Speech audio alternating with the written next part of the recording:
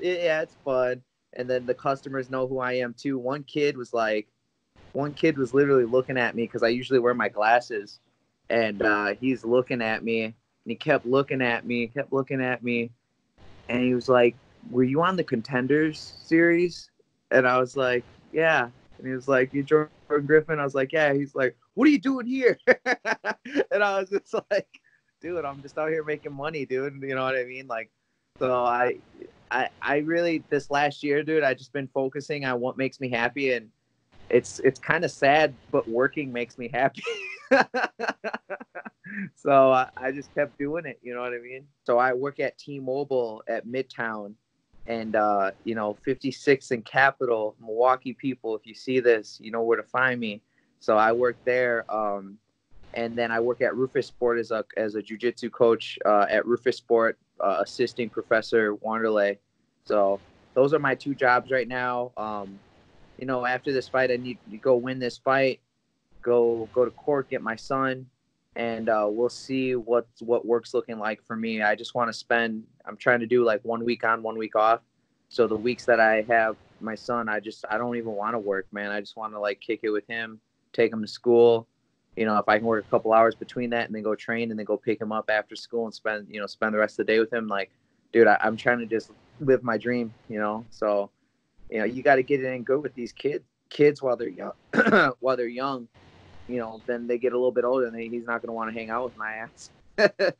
T-Mobile, dude, it's exciting. We always got new people in there, and I say like 99.9% people want phones.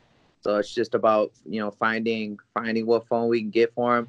I actually kept the job just so I can get that, because I've been there for almost 3 years and I was there before the UFC. So it's just like, I like the job. I like the people. I like the customers, and I like who I work with. So it's why change things up. I work a little bit less than I used to, but I still love working there. So they're always joking around with me, like, punching me. And so, yeah, like telling me they're going to beat my ass and shit like that.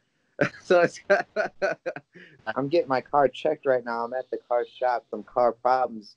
I'm about to get this car fixed up, and then I'm trying to buy a new car after I get this win. So I gotta get that win money. Fighting TJ Downtown Brown in UFC Norfolk, February 29th, actually the day right after my birthday. So I'll be the big 3-0, and I'll be fighting. So I'm pretty excited about it. Weight's looking good. I'm a little bit heavier, and what to expect. I think we're gonna be brawling because he likes to do the ground and pound stuff too, but he likes to throw too. So, I mean, it's just like all my other fights. I like to throw, and I'm gonna stay away from the ground.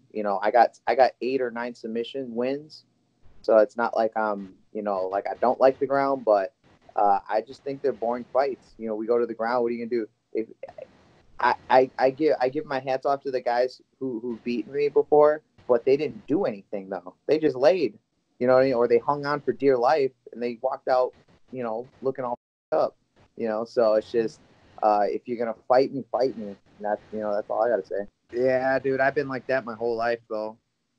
So it's always been like that. I have ADHD and I take my medication, and so it's just like I have to stay on the same schedule all the time. My schedule is pretty consistent, and it's kind of like things kind of throw me off when things change. But I've gotten a lot better at it over the years, just like kind of going with the flow, and you know what I mean. So, but yeah, for like 4 to 5 hours of sleep every night. When I train heavy for the camps and I'm cutting weight, I sleep a little bit more, but still, it's not bad. It's not like I'm ever tired or anything, So I'm used to it. I was fighting on a lot of reservations and stuff like that too, and I'm Native American, Mexican, and Black. So it was kind of cool to go to these tribes and represent. And my tribe would show up, Bad River. What's up, Bad River?